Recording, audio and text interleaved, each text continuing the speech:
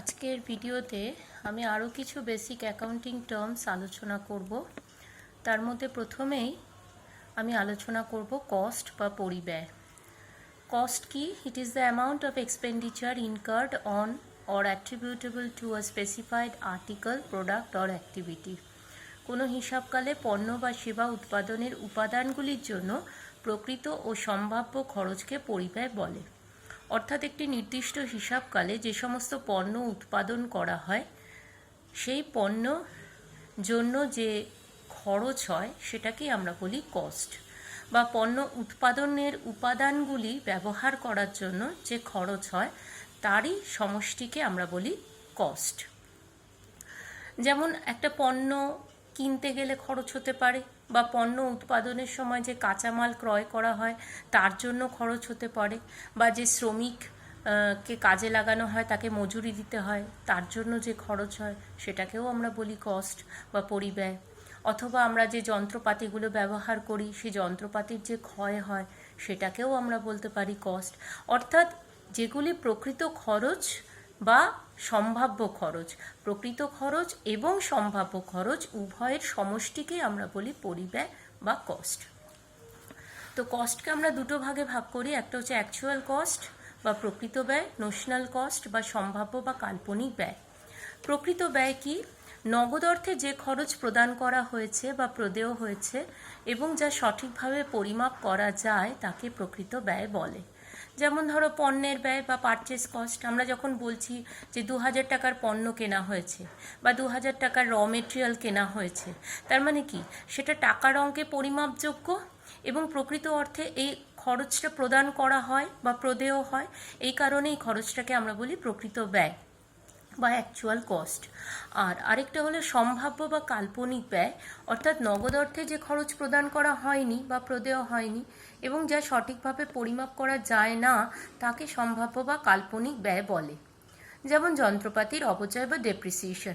যেমন ধরো আমরা যখন প্রোডাকশন করি আমরা তো মেশিনারিটাকে ব্যবহার করছি, তো এই মেশিনারিটাকে ব্যবহার করার জন্য মেশিনারির তো একটা ক্ষয় হচ্ছে, কিন্তু এই ক্ষয়টা ঠিক সঠিক কত পরিমাণে হচ্ছে এটা কি সঠিকভাবে নির্ণয় করা সম্ভব? কখনোই সম্ভব নয়। তাহলে আমরা একটা আনুমানিক ক্ষয়ক্ষতি নির্ধারণ করে থাকি, এই কারণে এই ব্যয়টাকে আমরা বলি সম্ভাব্য ব্যয় বা কাল্পনিক ব্যয়। সেই জন্য আমি উদাহরণে লিখেছি যন্ত্রপাতির অপচয় বা ডেপ্রিসিয়েশন। ক্লিয়ার? এরপরে ভাউচার বা প্রমাণক। ভাউচার কি? Voucher is an evidence of a business transaction. প্রতিটি নগদ লেনদেনের সত্যতা প্রমাণের জন্য যে দলিল প্রস্তুত করা হয় তাকে প্রমাণপত্র বলে। একটা প্রতিষ্ঠানে অসংখ্য লেনদেন ঘটে এবং যখন এই লেনদেনগুলি হিসাব বইতে লিপিবদ্ধ করা হয় তখন ওই লেনদেনের সাপেক্ষে কোনো তথ্য বা দলিলের প্রয়োজনীয়তা দেখা যায়, যার জন্যে যখন জাবেদা তৈরি করা হয় জাবেদার ছকে একটি কথা লেখা থাকে, সেটা হলো ভাউচার নাম্বার। এই যে ভাউচার নাম্বার লেখাটা থাকে কেন? কারণ ওই ভাউচার নাম্বারটা হচ্ছে লেনদেনের যে প্রামাণ্য দলিল তার নাম্বারটা ওই ভাউচার নাম্বার কলামে উল্লেখ করা হয়। এবং ওই যে ভাউচার বা প্রমাণক এটি হচ্ছে ওই লেনদেন যে সত্যই সংঘটিত হয়েছে তার প্রামাণ্য দলিল বা তার প্রমাণপত্র। ক্লিয়ার? এবার এই ভাউচারকে আমরা দুটো ভাগে ভাগ করতে পারি, একটা হচ্ছে পেমেন্ট ভাউচার বা অর্থ প্রদানের প্রমাণপত্র, আরেকটা হলো রিসিট ভাউচার বা অর্থ প্রাপ্তির প্রমাণপত্র। আমি উদাহরণে দুটো দিয়েছি, ক্যাশ মেমো বা বিল। এবার কোনটা কোন ক্ষেত্রে ভাউচার হিসেবে ব্যবহার করা হয়? যেমন ধরো পেমেন্ট ভাউচার হিসেবে আমরা বলতে পারি বিল। যেমন তুমি যখন বাড়িতে ইলেকট্রিকের বিল দেওয়া হয়, তার মানে কি ইলেকট্রিকের একটা বিল আসে এবং ওই বিলের টাকাটা পেমেন্ট করা হয়, তাহলে এই যে ইলেকট্রিসিটি বিল এটা হচ্ছে পেমেন্ট ভাউচার।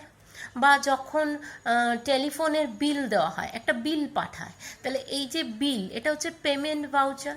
অথবা ধরো কোনো প্রতিষ্ঠানে যখন মজুরদের মজুরি দেওয়া হয়, হ্যাঁ, যখন শ্রমিকদের মজুরি দেওয়া হয় তখন একটা ওয়েজ শিট থাকে, মজুরি তালিকা থাকে, যেখানে যারা শ্রমিক তারা সই করে টাকাটা নেয়।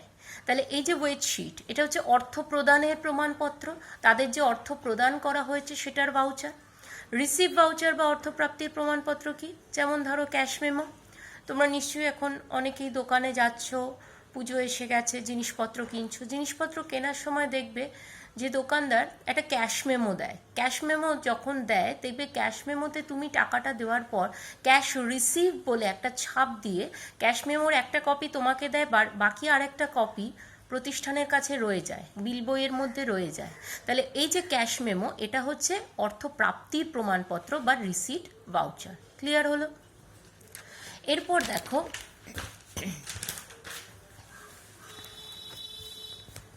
আমরা ভাউচারকে আরও দুটো ভাগে ভাগ করতে পারি। একটা হচ্ছে প্রাইমারি ভাউচার বা প্রাথমিক ভাউচার, একটা হচ্ছে সাবসিডিয়ারি ভাউচার বা সহায়ক ভাউচার। প্রাইমারি ভাউচার কি? প্রাইমারি ভাউচার হলো যখন লিখিত কোনো প্রমাণপত্রের মূল কপিটি পাওয়া যায় তখন আমরা তাকে বলি প্রাইমারি ভাউচার। যেমন ক্যাশ মেমো, মূল দলিলটি পাওয়া গেল, মূল কপিটি পাওয়া গেল, তখন সেটাকে আমরা বলবো প্রাথমিক ভাউচার বা প্রাইমারি ভাউচার। সহায়ক ভাউচার বা সাবসিডিয়ারি ভাউচার কি? যখন মূল দলিলটা পাওয়া যায় না, মূল প্রমাণপত্র পাওয়া সম্ভব হচ্ছে না, সেখানে মূল নথির পরিবর্তে তার কোনো একটা প্রতিলিপি পাওয়া গেল বা অতিরিক্ত একটা কপি পাওয়া গেল, তখন সেটাকে বলা হয় সহায়ক ভাউচার বা সাবসিডিয়ারি ভাউচার। যেমন ধরো কার্বন কপি অথবা xerox copy of cash memo. Clear? On the basis of sources, অর্থাৎ নথিপত্রের উৎসের ভিত্তিতে ভাউচারকে আরও দুটো ভাগে ভাগ করা যায়। একটা হলো ইন্টারনাল ভাউচার বা অভ্যন্তরীণ ভাউচার, আরেকটা হলো এক্সটার্নাল ভাউচার বা বাহ্যিক ভাউচার। ইন্টারনাল ভাউচার কি? ইন্টারনাল ভাউচার হলো যখন ভাউচার প্রতিষ্ঠানের ভেতরেই প্রস্তুত করা হয় তখন তাকে আমরা বলি ইন্টারনাল ভাউচার বা অভ্যন্তরীণ ভাউচার। যেমন ধরো প্রতিষ্ঠান যখন বিক্রয় করছে তখন প্রতিষ্ঠানকে একটা বিক্রয় চালান প্রস্তুত করতে হয়। তাহলে এই যে প্রতিষ্ঠান নিজে বিক্রি করছে বলে প্রতিষ্ঠান নিজেই একটা বিক্রয় চালান প্রস্তুত করছে, প্রতিষ্ঠানের ভেতরেই এটা তৈরি হচ্ছে, এই কারণে সেলস ইনভয়েস বা বিক্রয় চালানকে আমরা বলি অভ্যন্তরীণ ভাউচার। আরও অনেক হয়, এখন যেগুলোর সঙ্গে তোমরা পরিচিত তার মধ্যে থেকে আমি তোমাদের এই উদাহরণটা দিলাম। আর এক্সটার্নাল ভাউচার বা বাহ্যিক ভাউচার হলো যখন প্রতিষ্ঠানের বাইরের কোনো ব্যক্তি বা প্রতিষ্ঠান ভাউচার তৈরি করে এবং তাদের কাছ থেকে ওই নথিটা সংগ্রহ করতে হয়, তখন তাকে আমরা বলি বাহ্যিক ভাউচার। যেমন ধরো প্রতিষ্ঠানের সঙ্গে ব্যাংকের একটা সম্পর্ক রয়েছে, প্রতিষ্ঠানের ব্যাংক অ্যাকাউন্ট রয়েছে, তাহলে যে সমস্ত ট্রানজাকশন হয়েছে যেগুলো ব্যাংকের সঙ্গে রিলেটেড, যেমন ধরো ব্যাংকে চেক ডিপোজিট করেছে বা ব্যাংক থেকে চেক পেমেন্ট করেছে, তাহলে এগুলো তো ব্যাংকের সঙ্গে লেনদেন। কিন্তু এই নথিগুলো কে তৈরি করে? ব্যাংক তৈরি করে। সেটা কোত্থেকে পাওয়া যায়? ব্যাংক স্টেটমেন্টের মধ্যে পাওয়া যায়। তাহলে ব্যাংক স্টেটমেন্ট কি? প্রতিষ্ঠানের বাহ্যিক ভাউচার, যেটা প্রতিষ্ঠান নিজে তৈরি করে না, তৈরি করছে ব্যাংক, প্রতিষ্ঠানকে ব্যাংকের কাছ থেকে এটা সংগ্রহ করতে হচ্ছে। ক্লিয়ার? বোঝা গেল এই অবধি? এরপরে আমরা চলে যাব ডিসকাউন্ট বা বাট্টা। ডিসকাউন্ট বা বাট্টা কি? when customers are allowed any type of reduction in the prices of goods by the business or from the amount paid by customer, it is known as discount. অর্থাৎ প্রচলিত নিয়ম অনুযায়ী বা চুক্তি অনুযায়ী পণ্যের বিক্রয় মূল্য থেকে অথবা দেনাদারদের কাছ থেকে পাওনা টাকা থেকে নির্দিষ্ট হারে বা নির্দিষ্ট পরিমাণ যে অর্থ ছাড় দেওয়া হয় তাকে বাট্টা বলে। তার মানে কি? যখন কাস্টমাররা যে নির্দিষ্ট দাম রয়েছে সেই দামের থেকে কম মূল্যে পণ্যদ্রব্য ক্রয় করতে পারে, অর্থাৎ এক্ষেত্রে বিক্রেতা ক্রেতাকে নির্দিষ্ট মূল্যের থেকে কম মূল্যে পণ্য বিক্রয় করছে। এবার যতটা কম মূল্যে বিক্রয় করছে তাকেই আমরা বলছি ছাড় বা বাট্টা বা ডিসকাউন্ট। ঠিক আছে? এবার এই যে ডিসকাউন্ট, এটা দুটো ভাগে আমরা ভাগ করতে পারি। একটা হচ্ছে ট্রেড ডিসকাউন্ট বা ব্যবসায়িক বাট্টা, আরেকটা হচ্ছে ক্যাশ ডিসকাউন্ট বা নগদ বাট্টা। ট্রেড ডিসকাউন্ট বা ব্যবসায়িক বাট্টা কিন্তু হিসাবের বইতে লিপিবদ্ধ করা হয় না। ট্রেড ডিসকাউন্টের ক্ষেত্রে ডিসকাউন্ট বাদ দিয়ে যে প্রাইসটা, সেই প্রাইসটা লিপিবদ্ধ করা হয়, ডিসকাউন্টটা লিপিবদ্ধ করা হয় না। আর ক্যাশ ডিসকাউন্টের ক্ষেত্রে অবশ্যই এটিকে হিসাব বইতে লিপিবদ্ধ করা হয়। ট্রেড ডিসকাউন্ট কি? It is the discount allowed by the manufacturer or wholesaler to the retailer on the list price. অর্থাৎ উৎপাদনকারী ও পাইকারি ব্যবসায়ীরা খুচরো ব্যবসায়ীদের পণ্যের তালিকা মূল্যের উপর নির্দিষ্ট হারে যে বাট্টা বা ছাড় দেয় তাকে ব্যবসায়িক বাট্টা বলে। এক্ষেত্রে উৎপাদনকারী এবং পাইকারি ব্যবসায়ীরা খুচরো ব্যবসায়ীদের পণ্যের যে লিস্ট প্রাইস তার ওপর একটা নির্দিষ্ট হারে ছাড় দেয়, সেটাকেই আমরা বলি ব্যবসায়িক বাট্টা। দেখো একটা উদাহরণ দিয়ে বললে একদম ক্লিয়ার হয়ে যাবে। List price of a product ₹1000, তাহলে একটা প্রোডাক্টের মূল্য তালিকা 1000 টাকা, ট্রেড ডিসকাউন্ট 15%, তাহলে ট্রেড ডিসকাউন্ট কত? 1000 টাকার 15% মানে 150 টাকা, তাহলে সেল প্রাইস কত দাঁড়ালো? 1000 টাকা মাইনাস 150 টাকা ইকুয়াল টু 850 টাকা। তার মানে বিক্রেতার কাছ থেকে যখন সে 150 টাকা ছাড় পেল, তখন ক্রেতা 850 টাকায় সেটা কিনতে পারলো। তাহলে এই যে ছাড়টা দেওয়া হয়, কেন দেওয়া হয়? কারণ যখন খুচরো বিক্রেতা আলটিমেট কনজিউমারদের প্রোডাক্টটা বিক্রি করে, সে তো লিস্ট প্রাইসে বিক্রি করবে, 1000 টাকাতেই বিক্রি করবে। তাহলে এই যে 150 টাকা সে ছাড় পেয়েছিল, এটাই তখন হয়ে গেল তার প্রফিট। ক্লিয়ার? এরপরে হলো cash discount. Cash discount is the discount allowed for timely payment of due amount, অর্থাৎ নির্দিষ্ট সময়ের মধ্যে পণ্যমূল্য পরিশোধে উৎসাহিত করার জন্য বিক্রেতা ক্রেতাকে যে পরিমাণ অর্থ ছাড় বা বাট্টা দেয় তাকে নগদ বাট্টা বলে।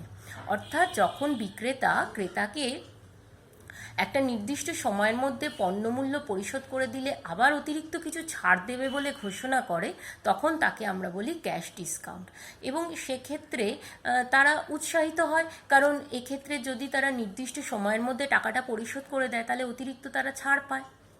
দেখো, একটা উদাহরণ দিয়ে বললে তোমাদের ব্যাপারটা একদম ক্লিয়ার হয়ে যাবে। আমি একটা উদাহরণ দিয়ে তোমাদের দেখাচ্ছি। Anil sold goods worth ₹1000 to Sunil. Anil 1000 টাকার পণ্য সুনীলকে বিক্রি করেছে। Trade discount 15% and cash discount 10%, condition 10 days। অর্থাৎ কি, ট্রেড ডিসকাউন্ট দেওয়া হবে 15%, আর যদি সুনীল 10 দিনের মধ্যে পণ্যমূল্য পরিশোধ করে দেয়, তাহলে অতিরিক্ত আরও 10% ক্যাশ ডিসকাউন্ট দেওয়া হবে। বোঝা গেল? Sunil paid the due amount within 10 days। Sunil 10 দিনের মধ্যে টাকাটা পরিশোধ করে দিল। Calculate the amount of trade discount and cash discount. তাহলে ট্রেড ডিসকাউন্ট আর ক্যাশ ডিসকাউন্ট নির্ণয় করো। দেখো, লিস্ট প্রাইস কত? 1000 টাকা, ট্রেড ডিসকাউন্ট 15%, তাহলে ট্রেড ডিসকাউন্ট কত? 1000 টাকার 15% মানে 150 টাকা। তাহলে sale price or due from Sunil, সুনীলের কাছ থেকে কত টাকা পাওনা আছে?